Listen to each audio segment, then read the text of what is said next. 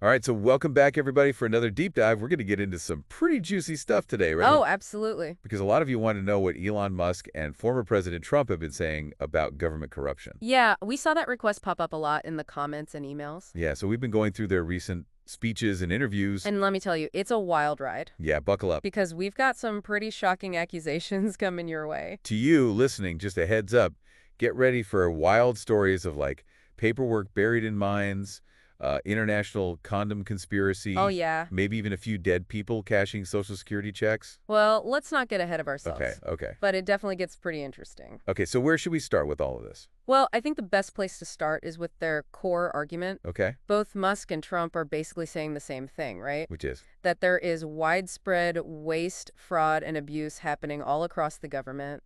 Oh, yeah, and they're claiming to have found billions of dollars worth of it in just a short amount of time, right? Exactly. In fact, I think Trump gave a pretty specific example, didn't he?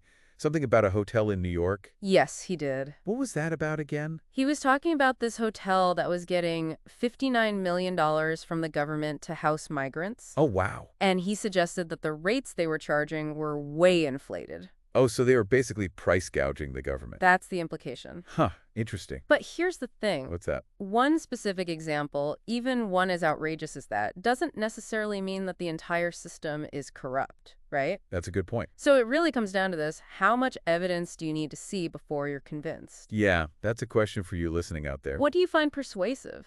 Do you need to see a mountain of evidence, or is one smoking gun enough? It's worth thinking about. Okay, so we've got these big accusations being thrown around. Yeah.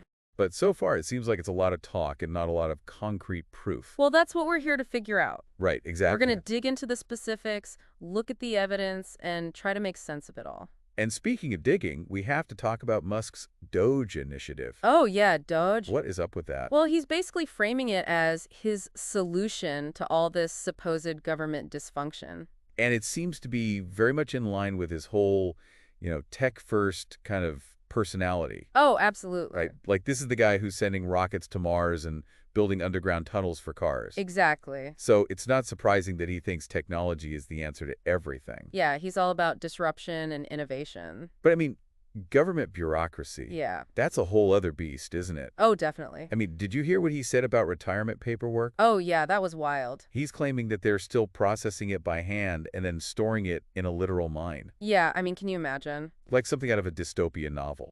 A mountain of paperwork just sitting in a dark, dusty mine shaft. Yeah, you'd think the guy who's building self-driving cars would have a more high-tech solution for paperwork. Right, like why not just digitize it all? I don't know. It's very strange. But hey, maybe that's just how Elon's mind works, right? Maybe so. Right, so we've got this Doge initiative. Yeah. But let's be real, there are some folks out there who are a little skeptical, aren't they? Oh, yeah, definitely. I mean, given all of Musk's companies and their government contracts, isn't there some potential for, conflicts of interest? Absolutely, it's a valid concern. Like, can't he really be objective when his own companies stand to benefit from the changes he's proposing? It's a tough question. And what's his response to all of this? Well, his main defense is that Doge is completely transparent. Okay. He's saying that all their actions are public and open to scrutiny. So he's basically saying, if I were doing something shady, you'd be able to see it. Right. But is that enough? That's the question, isn't it?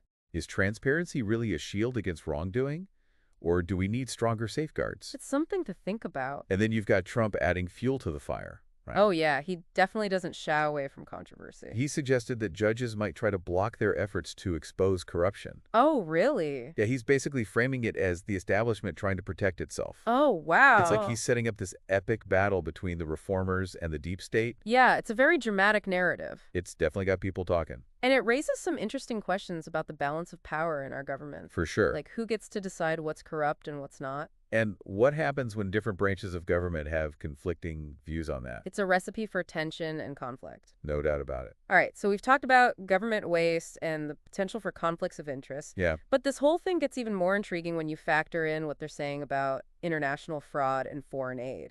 Oh, yeah, that's a whole other can of worms, isn't it? It definitely is. So what are they saying about that? Well, both Trump and Musk are pointing fingers at foreign fraud rings, Okay. claiming that they're exploiting U.S. systems, especially programs like Social Security and USAID. Oh, wow. Yeah, and Musk even went so far as to say that a big chunk of USAID's work is basically just election meddling in other countries. Oh, come on, really? Yeah, I know, it's a pretty serious accusation. Yeah, that's a pretty hefty accusation. It is. To throw around. It definitely feeds into into this growing sense of nationalism and skepticism towards foreign aid. Yeah, it's like they're tapping into this America First mentality. Exactly. And that's a very powerful sentiment right now, It is. especially when you consider everything else that's going on in the world. Yeah, with all the global tensions and economic uncertainty. People are looking for someone to blame And foreign aid is an easy target. because it feels like we're sending our hard-earned taxpayer dollars Yeah, overseas to help other countries. when we have problems of our own here at home. Right, so there's this sense that we're being taken advantage of. Definitely. So, to you listening, it's important to consider the context here. Okay. We're seeing a rise in global tensions Okay. and a growing distrust of international institutions. Okay. So it's not surprising that these kinds of narratives are gaining traction. Right. It's like this us versus them mentality. Exactly. That's really taken hold. And it's something to be aware of as we try to make sense of all this information. For sure. Okay, so we've talked about fraud, foreign aid, and this whole us versus them mentality. Yeah. But there's one more thing we need to discuss. Okay. Is that? Trump mentioned this buyout program for federal workers Oh, yeah. I remember that. as a way to shrink the size of the government. Right. It's like a voluntary layoff program, right? Exactly. Where they offer people money to leave their jobs. And the idea is that this will reduce the size and cost of the government. Yeah, it's a controversial strategy. Oh, definitely. I mean, on the one hand, it could save taxpayers money. Okay. But on the other hand, it could lead to a loss of experience and expertise in the government. That's a good point. So there are definitely trade-offs to consider. What if the most experienced people are the ones who take the buyout? Exactly. What happens to the quality of government services then? Right. It's a complex issue with no easy answers. It is. Well, that's a lot to unpack. It is. We've got accusations of rampant corruption, Yeah. a text-driven solution with potential conflicts of interest, international fraud rings, Oh, yeah. and a government downsizing scheme. It's a lot to keep track of. It is. So stay tuned for part 2, where we'll delve deeper into the specifics of their claims, explore the potential impact of their actions, and help you develop your own informed perspective on this complex issue. Sounds good. See you there. So before we get back into it, I think it's important to kind of zoom out for a second. Okay. And think about the bigger picture here. Okay. Like, what's really going on beneath the surface of all these accusations and claims? Yeah, because it feels like we're in this weird moment right now where there's just this deep distrust of institutions, Oh, absolutely. right? Like, it doesn't matter if it's the government or the media or even like experts like yourself. Yeah, I think you're right. People are just skeptical of everything. Yeah, and that skepticism creates this kind of fertile ground for narratives like the one Musk and Trump are pushing. Okay, I see what you're saying. Because people are looking for answers, right? They want someone to blame for all the problems in the world. Right, they want a simple explanation for complex issues. Exactly. So Musk and Trump are basically giving them that. They're saying, look, it's the government, it's corruption, it's these foreign actors who are taking advantage of us. Right, and it's a very appealing message. It is, especially when people are already feeling anxious and uncertain about the future. Yeah, so they're tapping into this very real sense of frustration and disillusionment. Right, but here's the thing. What's that? Just because a message is appealing doesn't mean it's true. Right. So we need to be careful about critically evaluating the information we're being given. Yeah, we can't let our emotions cloud our judgment. Exactly. Okay, so let's get back to the specifics. Okay. We were talking about Trump's suggestion that judges might try to block their investigations into government corruption. Right, and he kind of made it sound like they were doing this to protect the system, you know? Yeah, like they were part of some kind of conspiracy. Right. But isn't it possible that the judges are just doing their job? Oh, absolutely. Like, isn't their role to make sure that the government is acting within the law, Exactly. regardless of whether or not it's popular? So they're not necessarily trying to obstruct justice. Not necessarily. They're just trying to make sure that things are done properly. Right, and sometimes that means slowing things down, Okay. scrutinizing decisions, and potentially even blocking actions that might seem justified on the surface, Right. but that don't hold up under legal scrutiny. So it's like a referee in a game, Exactly. right? They're there to make sure everyone's played by the rules. And sometimes they have to make unpopular calls. But it's all in the name of fairness and accountability. Right. Okay, so that's the judges. Mm-hmm. But what about those allegations of international fraud? Oh, yeah, let's talk about that. Because both Musk and Trump painted this pretty vivid picture of, foreign actors just exploiting our systems. Right, like they're just coming in and taking advantage of us. Yeah, and especially entitlement programs like Social Security. Mm-hmm. And remember, Musk even joked that, if there's going to be fraud, it should at least benefit Americans. Yeah, he did say that. Which I thought was kind of an interesting comment. Yeah, it was a bit tongue-in-cheek. But it speaks to a deeper sentiment that's gaining traction right now. What's that? This America First mentality. Oh, yeah, we talked about that a little bit earlier. Right, and it's this idea that, we need to look out for ourselves first. Okay. And that we can't be so quick to help other countries. especially when we have our own problems here at home. Right. So it's this kind of inward-looking perspective, and Exactly. it's fueled by a lot of different things, right? Oh, absolutely. Like economic anxiety and cultural shifts and political rhetoric, And it's creating this environment where foreign aid is seen as a liability. rather than an asset. Right, because it feels like we're giving away money that we could be using to help our own citizens. And that's a powerful argument, especially when you consider how many people are struggling right now. Yeah, it's easy to see why that message resonates with a lot of folks. Okay, so that's the American First angle. But what about the actual allegations of fraud?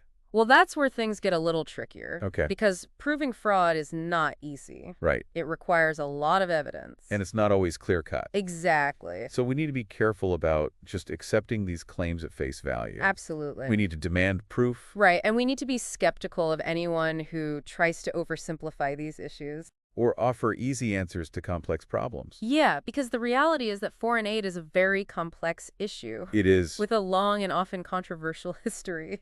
Right. There have been successes and failures. And there are legitimate debates to be mad about how it's used, where it goes, and whether it's truly effective. But those debates get lost in these simplistic us versus them rhetoric. Yeah, it's easy to just demonize the other side. And to paint everyone with a broad brush. Right, and that's not helpful. Okay, so we've talked about foreign aid in general. But let's move on to U.S. aid, Okay. which was a particular target of Musk's criticism. Right, he really went after them. Yeah, he even accused them of interfering in foreign elections. Yeah, that was a pretty serious allegation. It was. And it's important to distinguish between legitimate election monitoring Okay. and what Musk is suggesting, which is covert manipulation. Right, so there's a big difference between observing an election to make sure it's free and fair and actively trying to influence the outcome.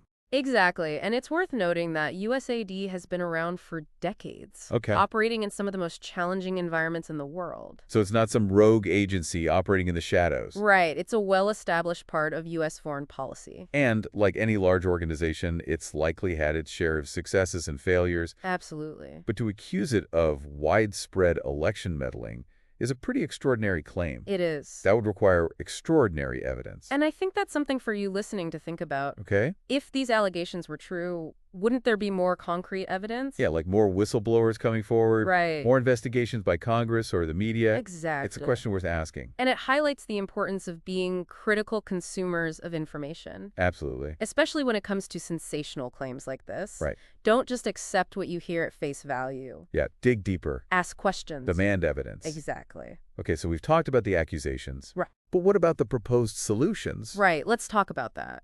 Musk seems to think that technology is the answer. Oh, absolutely. Right. Like Doge is his big idea for fixing everything. And it's not surprising, given his background. Right, like he's a tech visionary. Exactly. He's all about using technology to solve problems. But can you really code your way out of government corruption? That's a good question. Like, isn't it a bit more complicated than that? Oh, definitely. Because it's not just about streamlining processes or making data more transparent. Right. It's about changing behavior and creating a culture of integrity. Exactly. And that requires more than just algorithms and code. It does. It requires leadership, ethical guidelines, Yes. and a commitment to holding people accountable for their actions. Absolutely. And speaking of leadership, Musk was very clear about how closely he's working with President Trump on this. Oh, yeah. He made that very clear. Yeah, and he even suggested that they're basically in lockstep on these reform efforts. Which raises an interesting question. What's that? How much influence does Trump actually have over Doge? Yeah, is it truly an independent initiative? Right. Or is it just an extension of the Trump administration's agenda? It's hard to say for sure. And if it's the latter, what does that mean for the objectivity of their investigations? Right. And the fairness of the proposed solutions. Yeah, it's something to think about. It is. Because we need to make sure that these reform efforts are actually about rooting out corruption and not just about serving the interests of those in power. Absolutely. Okay, so we talked about leadership and influence. Yeah. But let's circle back to transparency. Yeah, okay. Because Musk really hammered that point home. He did. Right? Like he kept saying that Doge is completely transparent. Right, that all their actions are public and open to scrutiny. But as we discussed earlier, transparency is not a magic bullet. It's not. Right? It can help shed light on wrongdoing, but it doesn't prevent it from happening in the first place. Exactly. So what else do we need? Yeah, what other safeguards are necessary? To ensure that these reform efforts don't just become another avenue for corruption or abuse of power. It's a great question. And it's one that I think we need to explore further. I agree. Because this is a tangled web. Oh, yeah. right, with accusations and potential conflicts and competing visions for government reform. It's complicated. It is. And I think it's a reminder that these issues are rarely simple or straightforward. Yeah, they require careful consideration, Mm-hmm. critical thinking, Absolutely. and a willingness to grapple with the complexities. Exactly. All right, so we've spent a lot of time these last couple deep dives going through all these accusations and claims about government corruption, from Elon Musk and former President Trump, and I feel like it's a lot to kind of wrap our heads around. Yeah, it's definitely a lot to digest. It is. But I think before we get too lost in the weeds of all the specifics, Okay. it's important to take a step back and remember what the bigger picture is here. Okay, so what is the big picture? Like, what are we supposed to take away from all of this? Well, I think the big picture is that Musk and Trump are tapping into something very real. Okay. A very real sense of frustration and distrust that many people feel towards the government. Oh, yeah, for sure. I mean, we see that all the time in the comments and emails we get from you guys. Right, and they're offering a narrative that is very simple and compelling and emotionally resonant. It's that classic us versus them story, right? Exactly, the righteous reformers taking on the corrupt establishment. And that kind of story has always been popular It has, and for good reason. because it speaks to our desire for justice and fairness. Right, and it gives us someone to root for. But it can also be dangerous Oh, absolutely. if it's not grounded in reality or if it's used to justify actions that are ultimately harmful. Exactly. That's why it's so important to be critical consumers of information. Okay, so how do we do that? Well, it's not easy, No, it's not. but there are a few things we can do. Okay, what are they? First, we need to be aware of our own biases. Like, what are our preconceived notions about the government, about Musk and Trump, about the issues they're raising? Because we all have biases, right? We do. It's part of being human. But it's important to at least acknowledge them. Absolutely, so that they don't cloud our judgment. Okay, so that's the first step. Mm-hmm. What's the second? Second, we need to look for evidence. Oh, yeah, for sure. Don't just take someone's word for it. Right. Ask for sources, check the facts, and see if the claims actually hold up under scrutiny. And don't be afraid to challenge authority. Right, even if it's someone you admire or respect. Okay, so awareness of bias, evidence-based thinking. Mm-hmm. What's the third step? Third, we need to seek out diverse perspectives. Oh, yeah, that's a good one. Talk to people who disagree with you, read news from different sources, expose yourself to a variety of viewpoints. Because it's so easy to get stuck in an echo chamber. It is where everyone around you shares the same beliefs and you just reinforce each other's biases. Right? And that doesn't really help anyone. No, it doesn't. Okay, so be open to different perspectives. Yes. What's the last step? And finally, be patient. These are complex issues with no easy answers. Right, it's not a black and white situation. Exactly. It takes time to sift through the information, to weigh the evidence, and to form an informed opinion. We shouldn't rush to judgment. No, we shouldn't. We should take our time and really think things through. Exactly. Well, I think that's some great advice. I hope so. And to you listening, we hope this deep dive has given you some foods for thought, and we encourage you to continue exploring these issues. Ask questions, challenge assumptions, and form your own informed opinions. Because ultimately, the future of our government depends on engaged citizens like you. And if you enjoyed this deep dive into government corruption, be sure to subscribe to The Deep Dive for more fascinating explorations of complex and controversial topics. We'll be tackling a wide range of subjects from science and technology to history and culture. So hit that subscribe button and join us on this journey of discovery. We'll see you next time.